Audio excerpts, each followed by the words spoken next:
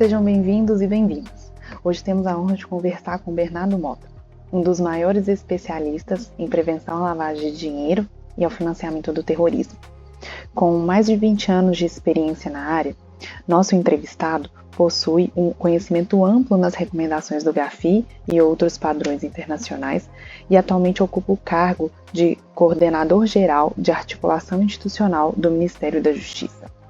No Brasil, ele chefiou a delegação junto ao GAFI e GAFILAT e coordenou diversos grupos de trabalho.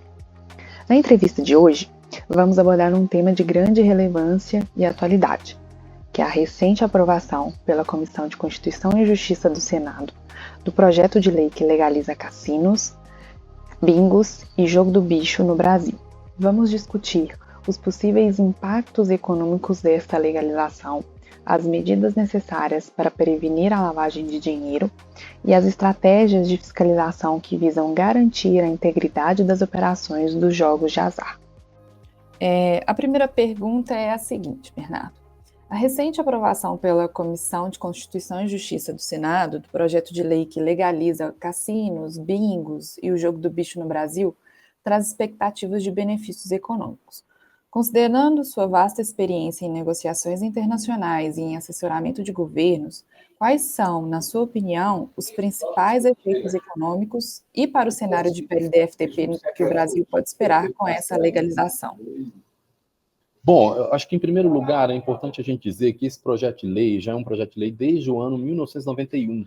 É um projeto que ele é polêmico em diversos aspectos, né? Porque a gente fala da liberação de jogos, um olhar, por um lado, uma preocupação social, né? De, por exemplo, vício em jogos, endividamento, saúde mental, problemas familiares, questões religiosas, por um lado. Por outro lado, a gente tem que olhar isso com uma perspectiva de um setor econômico. Ou seja, se a gente olha o projeto como ele está colocado hoje, ele trata de diversos setores, diversos tipos de modalidades de jogos. Então, a gente tem cassinos, bingos, turf, corrida de cavalo, o próprio jogo do bicho, que é uma contravenção penal ainda.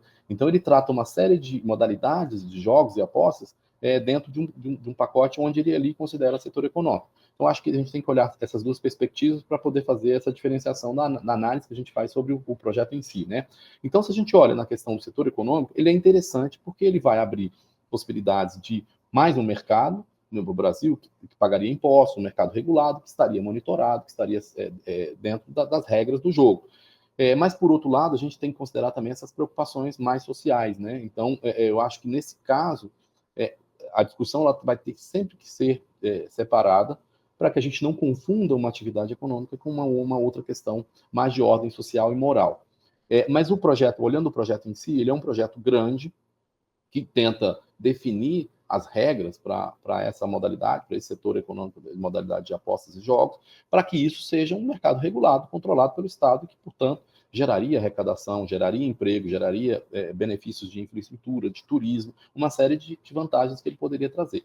Então, eu entendo que o incentivo que se tem dado a esse projeto é muito nesse sentido, né, de buscar melhorar as condições de regular e apresentar as regras para um novo setor econômico que até então não é autorizado a funcionar e que a gente sabe que existe. Então, o que o Estado está fazendo é olhando para coisas que existem e que estão deixando de ser controladas, serem devidamente reguladas e deixando de arrecadar. Então, essa é a perspectiva do Estado para colocar esse projeto em pauta, né, de melhorar as condições para que um setor econômico possa ser explorado devidamente controlado pelo Estado.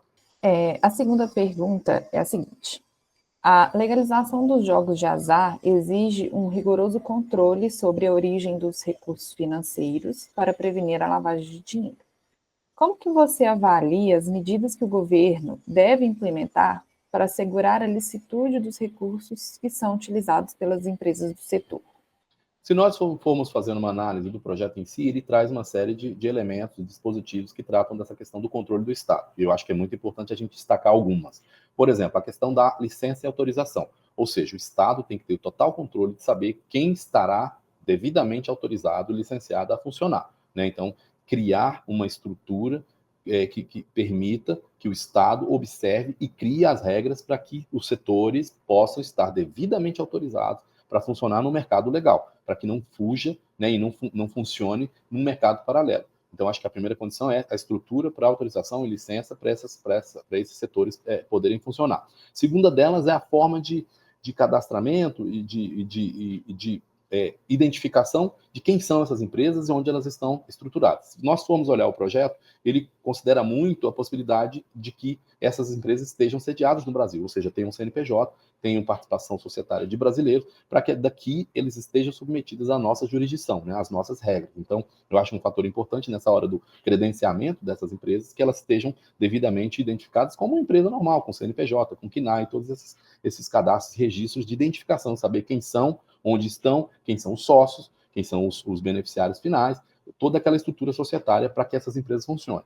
O terceiro elemento que eu acho importante dizer é o monitoramento, ou seja, o Estado, na medida em que ele sabe quem são, tem todo esse universo controlado, tem todo esse universo identificado, os registros devidamente dados, tem que monitorar as operações dessas entidades, né? Saber com quem elas operam, qual tipo de produto financeiro elas usam, que meios de pagamento elas usam, quais estruturas elas usam bancos, elas usam fintechs, elas usam instituições de pagamento, quais são as modalidades de pagamento que elas usam e que tipo de meio de pagamento elas usam e que eles estão autorizados a usar, né? Então, também esse monitoramento para ver também se há desvios de comportamento, como, por exemplo, operações que fujam da normalidade, clientes ou apostadores que também tenham tendências a vício ou a endividamento. Então, fazer sempre um acompanhamento em relação às operações que esse cliente, que esse apostador faz, para saber se ele não está fazendo operações que fujam da sua capacidade financeira no endividamento ou que sejam, de repente, um elemento de um vício, né, no jogo, um descontrole em relação às apostas. Então, o Estado também monitorar nesse sentido. E, obviamente, e o mais importante, na minha opinião, é ter medidas de prevenção à lavagem de dinheiro e ao financiamento do terrorismo. E se nós formos, e é claro, com todas as medidas que já existem para outros setores, por exemplo, identificação do cliente, ou no caso do apostador, registro e manutenção dos cadastros atualizados, registro das operações para determinar e para avaliar se há desvio de comportamento financeiro e, obviamente, a mais importante, comunicação de operação suspeita à unidade de inteligência financeira. Porque aí, nesses 3 elementos preventivos, como já funcionam para outros setores, também deveriam estar aplicados a essas entidades de apostas e jogos. E se nós formos olhar o projeto, ele traz todos esses elementos que eu acabei de dizer, tanto a questão da autorização, a questão da identificação, a questão do monitoramento e a questão de prevenção à lavagem de dinheiro e ao financiamento do terrorismo, que, de certa forma, é acertado pela proposta legislativa e que está em total aderência aos padrões internacionais. Joia, Bernardo. E então, pegando nessa linha aí da fiscalização, monitoramento, vem a terceira pergunta, né? Porque a gente sabe que essa fiscalização ela é fundamental para evitar as fraudes e as práticas de lavagem de dinheiro nessas operações de jogos de azar. E aí, então, tendo em vista a sua experiência como perito, avaliador e consultor de organismos internacionais, quais são as estratégias e tecnologias de fiscalização que você considera mais relevantes para garantir a integridade dessas operações? Em primeiro lugar, nesse sentido, se o Estado está colocando essa estrutura para poder regular de uma forma correta esse mercado, ele tem que ter a estrutura aqui estatal para fazer esse papel. Então, nós temos que ter um órgão que seria um órgão regulador, fiscalizador dos setores, né? Hoje, se nós formos olhar para esse setor das apostas de cota fixa, aquelas conhecidas BETs, existe uma estrutura chamada Secretaria de Prêmios e Apostas no âmbito do Ministério da Fazenda, que faz o papel de regulador, fiscalizador e, no caso, monitora e autoriza a funcionar essas BETs. E que com esse projeto, se a gente puder dar uma lida no projeto, nós vamos ver que o projeto fala exatamente isso, que a estrutura de fiscalização, a estrutura do Estado que terá a atribuição para controlar, para regular esse mercado, será também dentro do Ministério da Fazenda. Então, eu acho que nesse sentido, a gente tem que entender que precisa de um órgão, a gente precisa de um órgão do Estado para fazer essas vias, de ser o órgão, o guardião do mercado, no ponto de vista da autorização, da identificação, no monitoramento, na fiscalização e, obviamente, para a aplicação das medidas de PLD, CFT. E com isso é um primeiro fator que é necessário, é o Estado estar preparado para controlar esse mercado. Segundo, bases de dados e acesso a informações. Então, quanto mais acessos a informações for possível para o Estado, então, cruzamento de dados em relação, por exemplo, a atividades financeiras, que meios de pagamento estão sendo utilizados, você já sabe quem é o apostador, então saber se o apostador tem aquela estrutura, a capacidade financeira para realizar, mas também saber que meios que ele está utilizando, que instituições ele está utilizando para você cruzar esses dados. Então, quanto maior o número de informações que você tiver para poder você conseguir identificar os comportamentos ali financeiros daquele apostador, tanto melhor. E, claro, outras bases de dados e outros sistemas são importantes. Um sistema de controle e monitoramento, eu diria, diário, como às vezes a gente vê muito em outros países, por exemplo, para analisar o comportamento do jogo em si, né? Possibilidades de manipulação de resultado, possibilidades de desvio de comportamento, bases de dados que possam, por exemplo, implicar questões reputacionais, pessoas que têm algum problema criminal estarem operando nesse mercado, inteligência financeira, né, do ponto de vista de operações suspeitas, bases sobre investigação. Então, quanto maior o número de informação, e obviamente essas bases estão muito vinculadas a órgãos do Estado, mas também entidades internacionais no sentido de avaliar o comportamento do apostador no jogo em si e o seu comportamento financeiro consequente, né?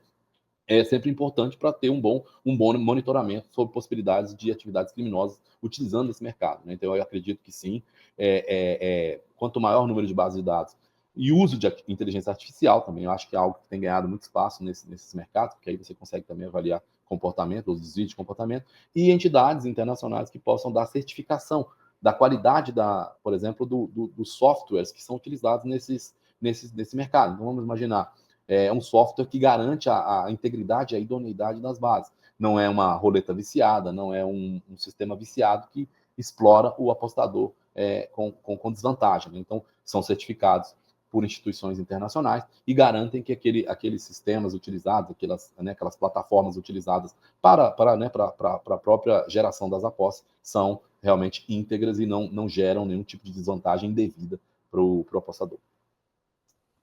Perfeito. Partindo aqui para a próxima pergunta, Bernardo, considerando a sua atuação como chefe da delegação brasileira junto ao GAFI e GAFILAT, quais são as principais áreas em que a nova legislação deve focar para garantir que o sistema financeiro do Brasil permaneça seguro e transparente, alinhado com esses padrões internacionais? Eu entendo, e aí o Brasil ele acertou, a decisão foi acertada quando colocou a legislação, que ela é muito parecida com legislações de outros países que já existem há um pouco mais de tempo, né? Em relação, por exemplo, à prevenção à lavagem de dinheiro e financiamento do terrorismo.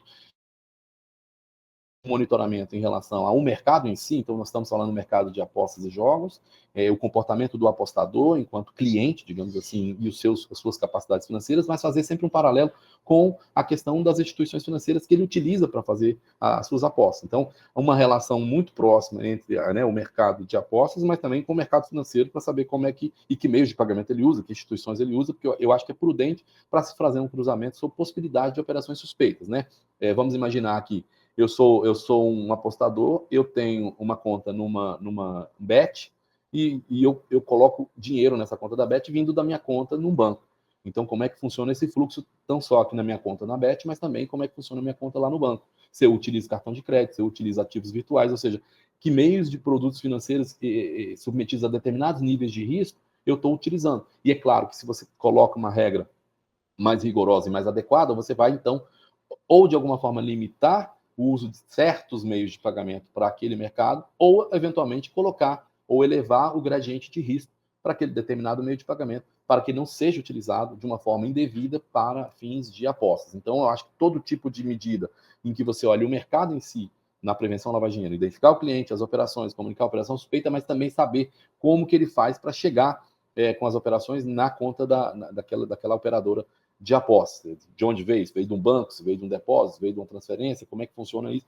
Ter o monitoramento dessa cadeia financeira da pessoa e entender quem é a pessoa com seus riscos, eu acho que sempre será a melhor medida a ser tomada, e entendo que o projeto ele vai nesse sentido e, claro, se ele vai nesse sentido, mostra que o Brasil está, sim, aderente aos padrões internacionais. Porque você mencionou a questão do Estado monitorar o comportamento do apostador para verificar se ele não está caindo em uma questão viciosa, enfim. E aí, a minha dúvida é, isso pode ser um problema futuro para o Brasil de política pública, do tipo, vamos precisar investir e começar a criar mecanismos para evitar que eventos como esse ocorram e aí as pessoas comecem a ficar endividadas ou viciadas por conta desses jogos de azar.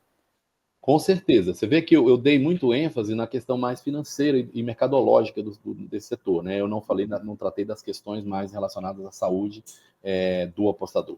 E esse é um assunto importante, o projeto traz essa questão. Você vai ver que existe uma expressão usada nesse mundo do mercado de jogos e apostas, que é o jogo responsável, ou seja, não ser utilizado por menores de idade, não ser utilizado por pessoas vulneráveis, ter uma preocupação muito grande com a saúde mental do apostador, porque essa questão do vício ela é séria, é uma questão de saúde pública, e certamente o projeto ele endereça essa questão, ele trata essa questão como um capítulo à parte, né? Eu falei muito das questões financeiras, mas eu não posso esquecer, e não é menos importante, ele é tão importante quanto, é só porque a minha ênfase aqui foi maior na questão mais financeira, mas eu tenho que destacar essa questão do jogo responsável, ou seja, saber quem está jogando, quem realmente está jogando tem capacidade de jogar, ele não tem nenhuma vulnerabilidade em relação, por exemplo, a vício ou questão de endividamento. Um exemplo na questão do endividamento, por exemplo, de repente, me parece que a ideia será limitar certos meios de pagamento. Vou dar aqui um exemplo, cartão de crédito. Se você usa cartão de crédito para jogar, o dinheiro do cartão de crédito não é seu. Então você está criando uma dívida a partir de um recurso que não é seu, é da operadora de cartão de crédito. Então você pode entender que isso, de repente, seja uma vulnerabilidade que vai ser tratada pelo Estado no sentido de proibir o uso, por exemplo, de cartão de crédito, para não deixar com que pessoas utilizem recursos que não são dela, portanto, gerando endividamento. Então, é uma preocupação, sim, que está prevista no projeto. A questão do jogo irresponsável, cuidar de menores de idade, a questão eu diria, do vício em si, né? Como tratar o vício em si, porque às vezes acontece, a pessoa tem realmente o que eles chamam de ludopatia, ou transtorno do jogo patológico, são as expressões usadas, as expressões científicas usadas nesse contexto, para ter, então, até o próprio projeto prevê que recursos sejam enviados a um fundo para tratamento dessas pessoas, exatamente para preservar, mesmo que a posteriori, preservar essas pessoas de não continuarem com vícios nesse tipo de modalidade. Então, tudo isso é previsto e eu acho que é acertado, porque a gente sabe que isso existe e precisa ser tratado, precisa ser, eu diria, ser discutido. Em nome do IPLD, gostaríamos de agradecer a você por ter aceitado o nosso convite e por ter dedicado seu tempo para compartilhar conosco seu vasto conhecimento e experiência. Gostaríamos de agradecer também a vocês que nos acompanharam até aqui. Continue seguindo nossas redes sociais, nossos canais de comunicação, para ficar por dentro das novidades e atualidades das áreas de PLD, FTP, Integridade e ESG. Até a próxima!